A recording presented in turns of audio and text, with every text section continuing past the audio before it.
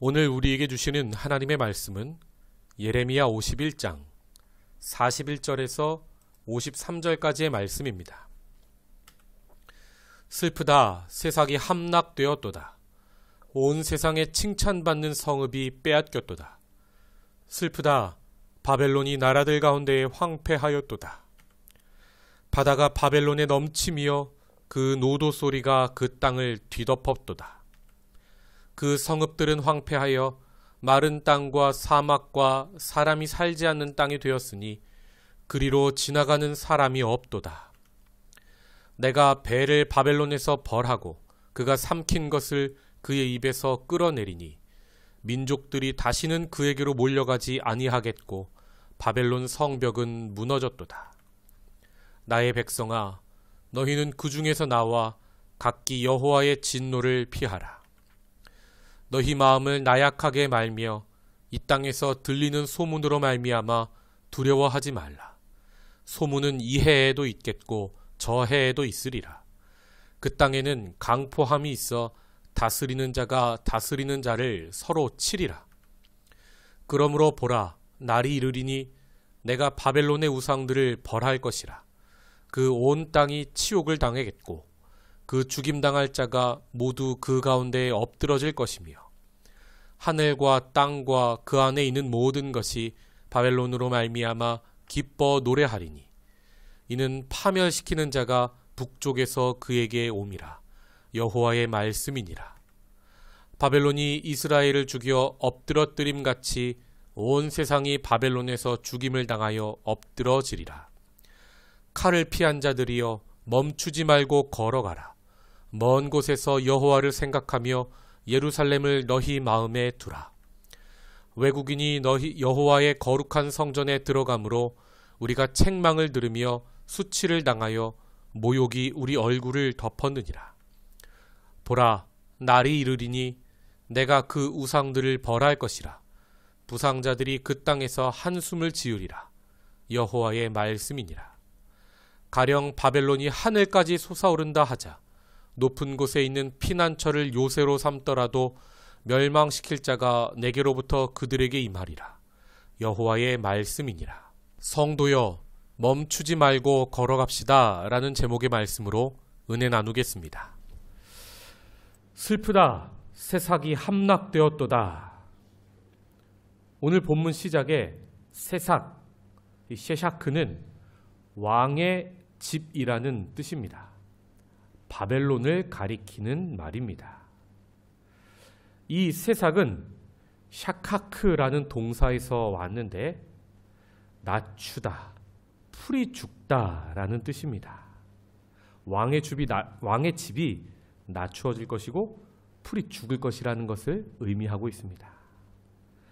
세삭 바벨론은 하나님의 도구 회초리로 사용되어 여러 나라를 쳤지만 그러다가 자신이 하나님인 줄 착각하고 교만하여져서 이제는 하나님이 그 회초리 세삭 바벨론을 심판하셔서 낮추실 것이고 그래서 그들은 풀이 죽을 것을 뜻하는 말이 바로 세삭입니다. 하나님은 역전의 하나님입니다. 큰 자가 교만하면 낮추시고 작은 자가 겸손하면 높이십니다. 그래서 이 역전은 교만했던 자에게는 심판이 되고 겸손한 자에게는 구원이 됩니다. 구약에서 가장 큰 구원, 가장 큰 역전은 크게 두 가지입니다. 하나는 출애굽이고 다른 하나는 바벨론 포로 귀환입니다.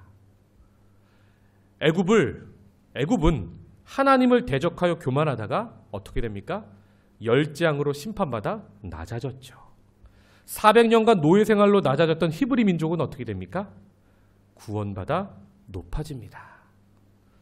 똑같이 지금 바벨론이 교만하여져서 이제 심판받을 것이고 거기서 낮아져서 연단받던 유다 포로는 70년 동안 잘 연단받으면 이제 구원받아 높아질 것입니다. 세삭이라는 말에는 그런 심판과 구원의 역전의 뜻이 담겨져 있습니다. 그래서 지금 슬프다 새삭이여 하며 바벨론을 부르고 있는 것입니다. 이 역전이 일어날 때 성도는 바벨론으로부터 도망쳐야 합니다.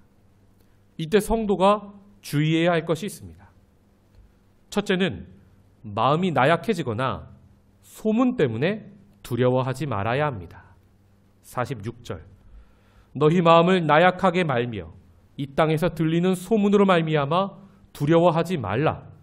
소문은 이 해에도 있겠고 저 해에도 있으리라. 그 땅에는 강포함이 있어 다스리는 자가 다스리는 자를 서로 치리라. 아멘. 우리 눈앞에 무서운 일이 보인다고 마음이 나약해져서는 안 됩니다. 또 눈앞에 유혹이 보여도 마음이 흔들려도 안 됩니다. 들리는 소문 때문에 두려워하거나 마음이 흔들려서는 안 됩니다. 그 땅, 바벨론은 하나님의 헤세드가 다스리는 것이 아니라 사단의 강포함, 힘으로 다스리고 치는 그것이 강포함이죠.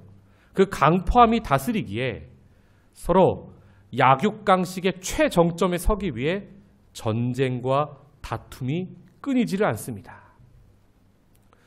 우리 하나님의 다스림을 받는 성도는 아직 그 바벨론 땅 한복판에 살기에 그것을 눈으로 봅니다. 영향을 받습니다. 그러나 그 상황에서도 꼭 기억해야 할 것은 우리는 세상에 속한 자가 아니라는 것입니다. 심판받는 자가 아니라 구원의 역전을 맛보는 자들이라는 것을 기억해야 합니다. 두려워 말고 예수 의지하며 어떤 상황에서도 담대할 수 있어야 합니다. 바벨론이 심판받을 때 성도가 할 일 두 번째는 멈추지 말고 걸어야 합니다. 50절 칼을 피한 자들이여 멈추지 말고 걸어가라. 먼 곳에서 여호와를 생각하며 예루살렘을 너희 마음에 두라. 아멘. 심판의 칼을 피하고 구원받은 자들이 할 일은 멈추지 말고 예루살렘 그 목적지를 향하여 걸어가는 것입니다. 주목해 볼 사실은 구약에서 가장 큰 구원인 출애굽 때에 이스라엘 백성은 자꾸 멈추고 애굽으로 돌아가려 했다는 것입니다. 또 창세기에 소돔과 고모라가 심판받을 때 롯의 아내도 멈추고 불타고 있는 자기 재산 생각하고 뒤돌아보다가 그만 소금 기둥이 되었지요. 우리가 멈추지 않고 구원의 목적지를 향해 걷기 위해서 할 일은 뒤에 미련을 두지 않고 여호와를 생각하며 목적지 예루살렘을 내 마음에 두는 것입니다.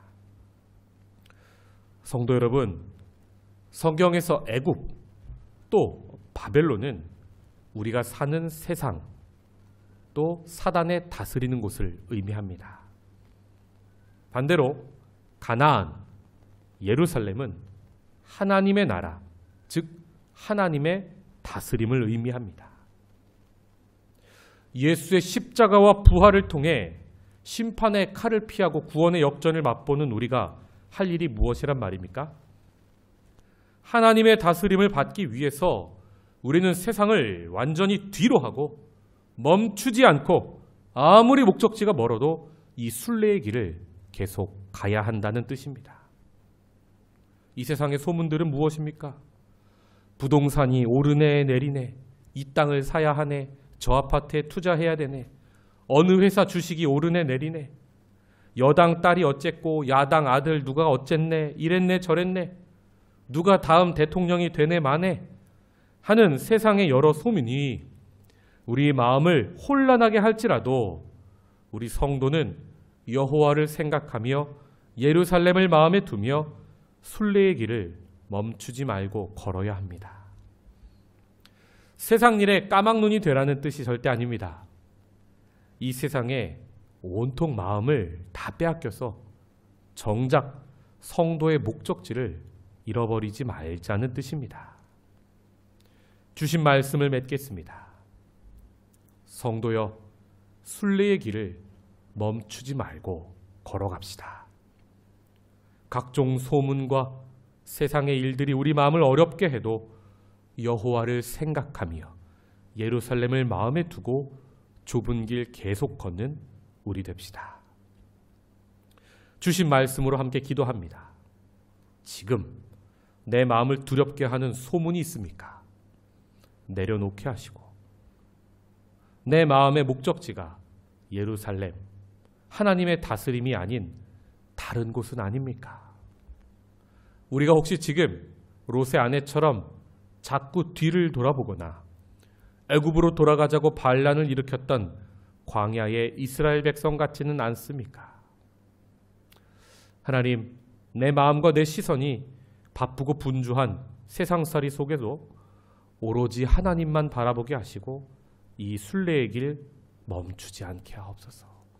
그런 나의 인생, 그런 우리 가정, 그런 우리 교회 되게 하여 주옵소서. 이 아침에 겸손한 마음으로 함께 기도하겠습니다.